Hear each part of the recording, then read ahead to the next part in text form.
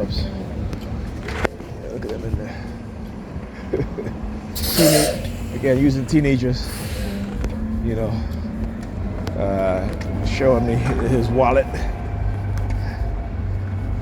as I'm getting ready to get off the bus. He's like flashing his wallet, you know, so I can see. Tell you. You can tell when they're so desperate that they'll engage in all sorts of tactics and tricks and manipulation. But that's okay, because like I said, I am the wrong one and the right one they mess with. The wrong one they mess with, but the right one to expose what it is that they're doing. Okay? Without any hesitation. And that's what I'm going to continue to do, because they're not going to stop. All right? So anyhow, as I was saying, you know, like I said, one of those nights is like, I can tell Pam whenever she has, you know, because she had told me, I think a week or two ago that, you know, she had made an appointment to get a massage. All right, okay, whatever. I guess my birthday's like, all right, whatever. You know, don't be telling me it's your birthday. Tell whoever. I keep telling her that. So for the past couple of years, I'm like, I don't even know why you even bothered. You know, we're not, when my birthday comes around, you know, I get a happy birthday. That's it. I don't get nothing else, and that's fine. I don't expect anything. I never expect, even when my birthday came around, I never expect anything. You know, I've always been the giver. You know what I'm saying? But you know, I stopped doing all of that. Even Christmas, I stopped doing all of that because, you know, you know, she's not reciprocatory. Right? Even in the smallest sense of the word. Okay, she's not. And so, you know, I'm like, look, I'm not wasting my time. Particularly when, you know, a person is not appreciative and they're not showing any sort of care or concern, only when it suits them. It's like I told her tonight. You know, she's like about communication. I said, Pamela, you only want to communicate when it's beneficial to you. That's when you want to communicate, right? When it's beneficial to you. If it's beneficial to me or the kids, forget it. Only when it's beneficial to you. That's when you want to communicate, right? You know what I'm saying? Because she loved to say about communication that I don't communicate. I communicate very well with her. She don't listen. She communicates with me on a need-to-know basis, right? That's how she is, right? No courtesy or nothing, right? Again, just like tonight, you know, she was like, well, I'm going to be here on Saturday. And I'm like, okay, well, you know, from what you told me, you said that, you know, so I don't, you know, like, whatever, let's go enjoy yourself. I said, just remember, don't leave the kids here all night. Okay, because again, you do that, and you know, again, shit happens, right? Just like, you know, she went on Saturday, you know, came in the house, what have you, slept all day Sunday, didn't even do the kids' laundry, right? So when I got there Monday, I had to end up doing their laundry, doing the school uniform, and doing her uniform for work, right? So washing her clothes also and doing the uniform, what have you. And again, it's no big deal to me. I don't make a big deal about washing dishes, doing laundry, you know, even when I was a teenager. So I don't understand. But her, forget it. She cannot do dishes. Right? She would not do dishes. You know what I'm saying? She'll cook, and she'll be like, okay, you do the dishes. I'll cook, and I'll be like, okay, want to do dishes? No. So again, I want you to understand how she is. When I do laundry, I have to fold the clothes and put the clothes away. When she does laundry, I have to fold the clothes and put the clothes away. When she cooks, I have to, you know, put away the food and wash the dishes and clean on the counter. When I cook, I have to put away the food, wash the dishes, and clean on the counter. You know, but again, you know, it's who she is. So, you know, again, that don't bother me. So, you know what I'm saying? So I don't really, you know what I'm saying? I mean, that's things that you should be used to. That's a normal thing. If you was by yourself, or you're in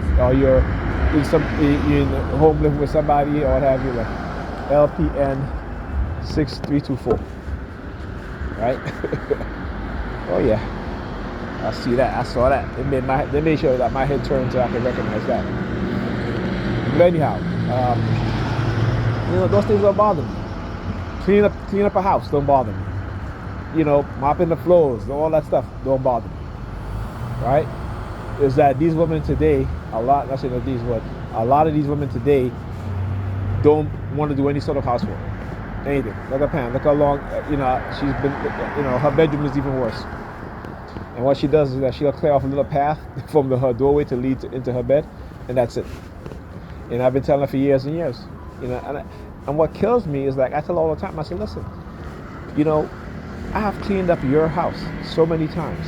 I mean, to the point where I put stuff in containers. I bought containers. I bought stuff, storage unit, and she'll take them all out and just put them over the floor again. I was leaving. She had Ethan had asked for a washcloth, so she goes into the towel pantry where you have the towels and the washcloth. She left. There's a little container where we have the washcloth in. She goes and she takes out the container with the washcloth. Open, leave the door open on the towel pantry and leave the container with the washcloth on the floor. On the floor. Just like my daughter today, like I said to her, go and get one of those electronic wipes. So there was a pack there that I guess it was left open, so it was dry. She took out one. She's like, it's dry, and she just dropped it on the floor and leaves it there. I like, listen, pick it up, go put it in the garbage. Don't do that, right? Send her. She was like, all right, so I needed some change, change for the bus to make up the fare because I didn't want to miss the bus. And as you saw, I was walking. I would have missed the bus if I had to go to the gas station, or the store was closed. So she comes in, she goes to get her jacket. She had the nickel in her jacket. She gave it to me. I said, thank you. What did she do? She just throws her jacket on the floor. I said, don't do that. Pick it up, right? Why they like this? Because they're mothers, right? And even if I'm there and I'm like, hey, you guys need to pick up after yourself, this they're not going to do because they see her do it all the time. They have never seen her drop something on the floor and she picks it up immediately. It's always I'm the one picking it behind her. Until I said, I can't do this anymore. My back is killing me. I'm not doing it. So now I make them do it. I don't care. I'm like, yo, I try to tell myself, Ethan, I'm like, listen, like he gets up, I send him, he's eating, and I asked him, I was in the bathroom and he left his clothes on the floor. I said, hey, Ethan, come get your clothes. Now he's finished eating. Now he has his plate and his cup there. I come out the bathroom. I said, go pick up your clothes from off the floor of the bathroom. I'm not going to do it. He gets up, leave his plate and his cup. Remember, he finished eating. There's nothing in his plate, no juice in his cup, anything like that. And he leaves it, and I said, listen, why do you do that? You finished eating, why don't you just pick up your plate and your cup and go put it in the sink and then go to the bathroom to pick up your clothes? Well, I'm going to come back and do. I said, again, I keep telling you, I need you to think. Stop operating your subconscious programming. I need you to think. Would it make more sense for you to go pick up your clothes, come back, get your plate, then go back again to go put your plate in the sink? Or is it better for you to just take everything at once, take your plate, your cup, go put it in the sink because it's on the way to the bathroom, and then you go to the bathroom. And when you come back, you don't got to make 2 trips. He's like, yeah. I said, yeah, that's what I'm talking about. I need you to think and have some sense. Trying to teach young people common sense is hard to do because their parents, right, or one of their parents is not practicing common sense, right? Because the common sense have gone out the window. So it's like doing things over and over again and expecting a different result, but the things are the same, right? And you're never going to get a different result if you don't change, if you don't see certain patterns about you that needs to be changed in order for you to benefit of certain things. You know what I'm saying? Like I said, like for me, I had to change. I had to, realize what was being done, realize how I was being conditioned, realize how I was being manipulated, right? And not be sucked into those manipulative games. They were able to do certain things with me and Pam because of the kids. Look. With me and Pam because of the kids, right? So, but I'm at a point now, I'm just like, look, I have to, like she said to me, hey, your problem is your problem. It has nothing to do with me. And this was like within a couple of years when we were in a relationship. This is probably about, I think when my daughter was, Alyssa was born in 2013.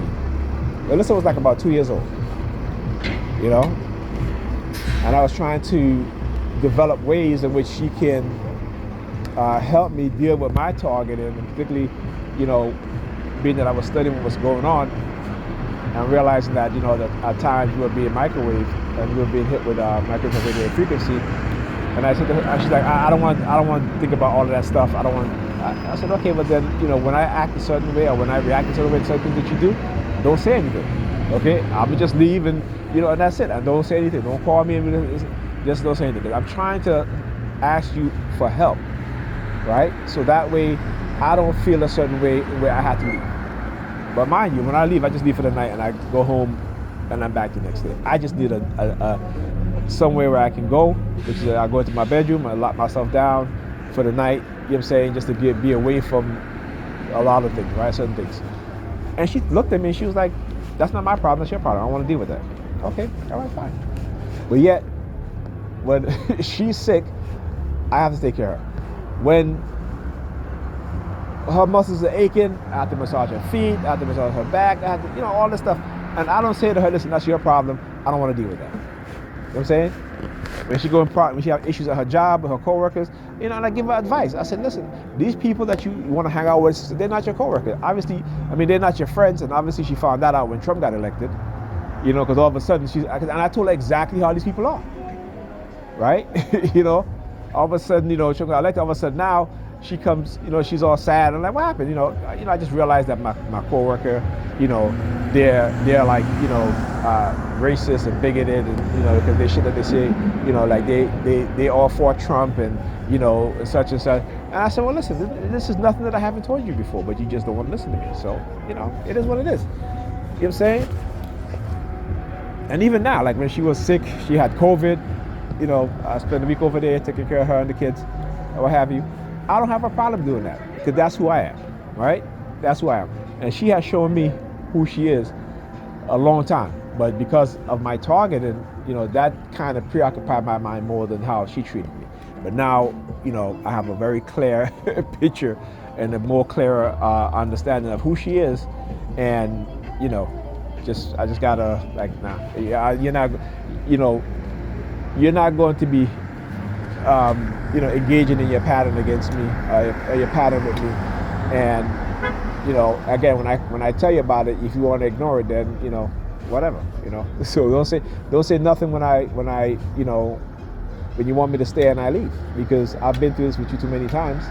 And like I said, you know, my high blood pressure, it has finally gone down because, again, I stopped, you know, certain things I had to stop doing because they were manipulating me and again, trying to create this adversarial mindset. And I realized that, you know what, listen, sometimes I'll engage in the adversarialness, you know what I'm saying? But again, it's not anything to where I'm putting myself at harm or putting anybody else at harm. I do it because, again, I want to see what they're going to do. I'm always testing out what is it going to do, what type of subliminal message they're going to send me. You know, like even tonight, you know, like trying to get me to stay or have you. And, you know, I'm like, no, I'm leaving. I'm going. You know, I did what I was supposed to do. Pick up my daughter, right? Did her homework with her, right? Ethan, again, there's another, you know, Ethan signed up for, fire truck. Yeah, ain't nothing new. It ain't nothing new. Listen, it ain't nothing new. That's what they do. It ain't nothing new. Follow behind the dude in red. right, follow behind the red team. And then you're looking back at the what? At the gray car. Again, the color gray. You know what I'm saying? This is what I'm talking about. I know what it is that they do. I know what they do. They do exactly what I anticipated them to do, because, again, I know their tactics and their methods, right? And I know how I've been conditioned. Okay? You know what I'm saying? And they continue to try to manipulate me in other ways because they see that, you know, those manipulative tactics don't work anymore. Right, particularly when it comes to the honey traps and, you know, trying to get me angry and, you know, trying to, you know what I'm saying, like the passive aggressive shit that they would do from time to time, you know, yeah. So they'll try to get me angry and then use the police sirens to try to subdue my anger. That's not going to subdue my anger. If I was really angry, ain't no police sirens is going to subdue my anger. Or another one going on here. You know what I'm saying? And this is what I keep, you know, and the reason why I tell them this, because I know what it is that they're trying to do. I know what it is that they have done. So, you know what I'm saying, that shit don't work, because, again, that is not who I am. But that's their false narrative about me. So like I said, they got to turn you into who they say you are. You understand that? You understand that mindset? That's the European mindset when it comes to black people. So they have to say, okay, in the 90s, in the 80s, black people have, particularly black boys, black young men, they have a propensity for violence, right? Which we know that's not true, because we know white people and white boys are the most violent, right? White teens will shoot up schools, mass shooting. White young men will shoot up mass shooting. They get engaged in mass shooting. They engage in serial killing, all this stuff, right? But yet they want to make you believe that black boys and black men, young black men, has a potential for violence. Our violence that we do comes from white supremacy, comes from poverty, okay? But again, they know this. They know that poverty is the biggest factor when it comes to crime, right? And then let's not talk about, again, miseducation. Let's not talk about, again, the predators on the police force who will arrest young black boys and black men for the same offense that they would give white boys and white men a ticket for, or a disappearance, or a warning, right? So of course, and we know that jurors are more likely to convict black men and black boys for the simple fact that, they seem to trust police officers more than the word of a black man who has been framed for murder, who have been, falsely accused, falsely arrested, purposely, deliberately. And it's not just here in the United States, okay?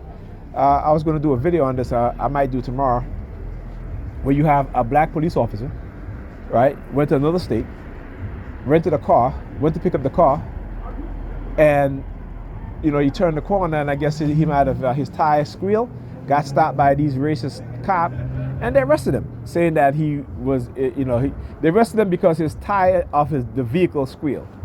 They arrested him. So now he couldn't, he got suspended from his job as a police, and he's telling him, I'm a law enforcement officer. And I'm like, I've said this before, and I keep saying it, because it's only when things like this happen that they get the wake-up call, the Nigerians on the police force. It's only when shit like this happen. And I said this, yeah, it may not happen in the precinct that you work, or in the area that you work, because the people may know you, but if you go somewhere else, they're gonna see you like how you see your own brothers on the street as a criminal, okay? And sure enough, they treated him as such, right? And so now he's claiming racism, and at that point, I'm like, I don't want to hear that shit. I'm not gonna even entertain your nonsense about racism, because you're doing the same shit that you would do when you was in uniform, where you worked at, to other black men and black boys. So I don't want to hear that shit, right? And then there's another in the UK of a black bank manager, bank executive actually. These cops targeted him for years. He said that he was being stopped 3 to 4 times a month. And it never dawned on him that it was because, again, he has a nice car, he lives in a nice flat. These racist UK police officers, saying, look at this nigga, driving a nice car, living in a nice flat, he must be doing something. No, they know he was a bank executive. They just wanted to ruin his life, okay? So they arrested him, charged him with all sorts of crime, drug trafficking, sex trafficking, human trafficking, all this shit, right? With no evidence at all. They just made up shit. And for 7 years, right, they literally ruined his name, ruined his life, right? Him and his wife was planning to, actually not his wife, but his partner, and I'm like, man, she been through with you all that shit and you don't marry her? You're stupid. Okay, you are stupid. Okay, you need to marry that woman. She shouldn't be your partner, she should be your wife. You shouldn't be having her on 7 years later on news channel because he won a lawsuit against them. They settled, what have you. No apologies now. None of these police officers got reprimanded, fired, or nothing. They deliberately look at them. They're following what? Ran the red car, right? You see that? So when they were going, when it was going this way, the other this way, they followed by a red car. Now they're following the red car going the opposite direction. All right, just want you guys to see that. So and he's there. He's like, he doesn't want to say that it was racism, that he believed it was racism, until the newscaster said to him, do you think it's racism? And he's like, yeah, that's what it is. I'm like, man, why are you so afraid? And again, this is Nigerians. This is why Nigerians will be promoted and such and such. Never mind the fact that he's a brilliant guy. Never mind the fact that he's very good at his job. He's a bank executive. That means he's very brilliant to be in the position that he is, right? But you need to call this shit out because you know exactly what it is. But Nigerians will act oblivious to the most obvious shit because they don't want to offend other white people, right? They don't want to offend other white people. And I hope he got a large settlement so he can retire at the age that he's at. He can start a family, even though he's 7 years later. But he can start a family. He don't have to work again or have you, so that then he needs to take this opportunity to be outspoken about what happened to him, right? And bring more attention to it. Okay? But you know, part of the love. I just went on their love S. Please, these people don't believe in love. They don't even know what love is. They don't know what love is. Okay? And I keep saying, you know, we have been taught the wrong thing about love. But anyway, I get that. That I got to do a video on because I think we need to really discuss what love is, because we have been taught the wrong thing about love in order for what? For corporations to make money on products they sell to us because they feed us this bullshit idea of what love is, right? Anyhow, so like I said, hopefully he'll take the opportunity to do that. I hope he got a very large settlement, because they targeted this man for the simple fact that he was a bank executive and they were jealous, they were envious. And we see this happen here in America all the time.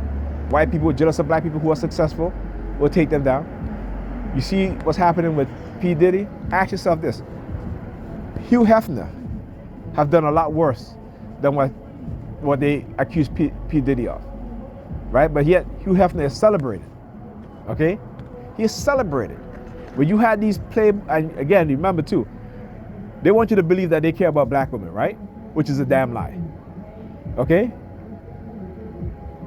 Because again, yet they didn't arrest Hugh Hefner, and he was doing things with these white women, right? And again, you know, these white women. But I want you to understand the game the white supremacists play by making it look as if they support black women and they care about black women. But no, it is to drive a wedge between black women and black men. And I'm gonna give you an example. You had, again, another story of the police officer, a white one and a black one, okay, beat up this black woman, young black woman, right? Choked her. You can see in the body cam. And this is the black police officer, the black Sambo. Choked this young woman, slammed her on the ground. When she got up off of the ground, her mouth was so bloody, her nose was so bloody. I mean, it's shocking. But that's how Sambos behave. And like I said, when they're not in their uniform and they get shot by a racist white cop, now all of a sudden they want to cry racism. Okay? When they get arrested and the white cop don't believe them, okay, the red theme now. So you see a lot of red cars pull up here, red car pull up there.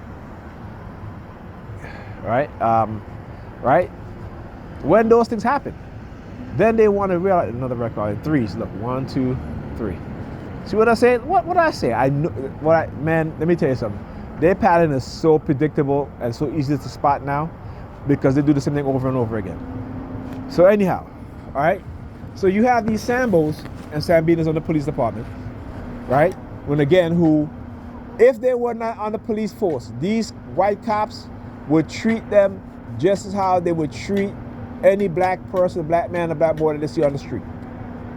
And these Sambos, they get into those positions and they don't even correct these officers for violating the rights of black men and black boys and black women and black girls.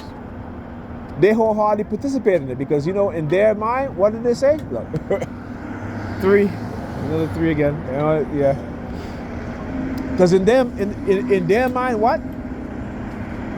They took an oath to back and protect the blue line. When the blue line, that shit doesn't even apply to them. Okay? The blue line, that shit don't even apply to them. Where's the blue line when a black cop gets charged with violating the rights of another black person? You don't see the Police Benevolent Association coming out and say anything defending the black cops. No. You don't see that shit, right? So again, these people are confused. They're conditioned to believe a certain thing when the reality shows them the opposite. But it isn't until, like I said, something happened to them where another police officer, white police officer, treats them like the criminal that they are, right? And again, not all of them, right? But then all of a sudden they want to cry racism. But no, if you are a black police officer working in law enforcement and you use your position, listen to this, and you use your position as a police officer to violate the rights of another black person, that makes you a racist and a bigot,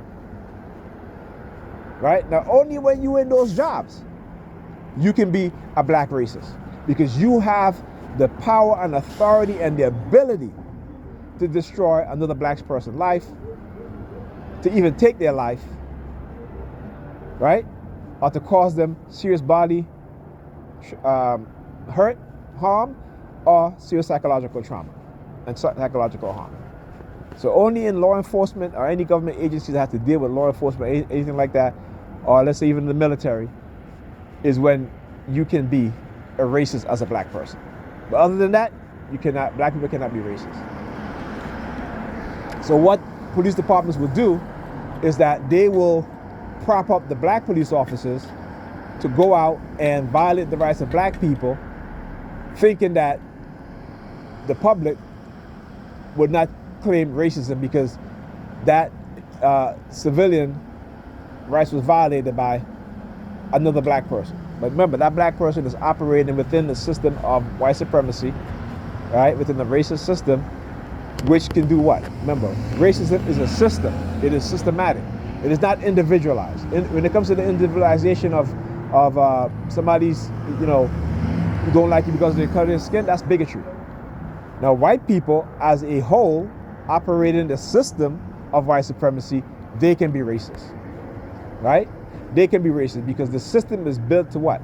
To protect them, to make sure that they advance while keeping other groups, particularly black people in America, down, and the West, black people in the West at the bottom, okay? So yes, in that term, when a white person can be a bigot, but they're also racist, right? And again, the easy way to tell that white people are racist, right, even on the individual level, is because they won't do anything to tear down the system of white supremacy because it benefits them. So they're not, and I don't expect them to. What I expect is for black people to say we've had enough, right, to get some professionals in many different areas and come up with a plan, as Neely Fuller said. Put our minds together, meet with the black elite, the black rich people, develop a plan, right? Community, right? Putting black people on community boards, okay? Local election is what black people should really be focusing on, and not the presidential election. Yes, it's important, but local election is more important, okay? White people know that. When you look at Republican states and what they're doing on the local level, at times it supersedes what those in the government is doing on the national level. Local election is important. You hear what he did? Like making it sound like I guess I talk too much, right? That's okay. Oh, it's a woman. Hey, I love to talk. Because what I talk about is important. Okay? So you can't silence me. You can't tell me shit like, there's strength in silence. Yes, when it comes to certain things, like for example, not talking to the police, there's strength in that, meaning that you're a smart person not to talk to the police, right? Or, to not incriminate yourself, or to not say something to somebody that can hurt their feeling in such a way that, you're going to regret it. So yes, there's strength in silence. But when it comes to speaking the truth and speaking the ills of society and what's going on and making suggestions, I'll talk all day. Okay, I will run my mouth all day. When it comes to talking about black people and the issues that this system has given us, and our mindset in this system, and what it does to us and our family and each other, yeah, I'm gonna talk about it.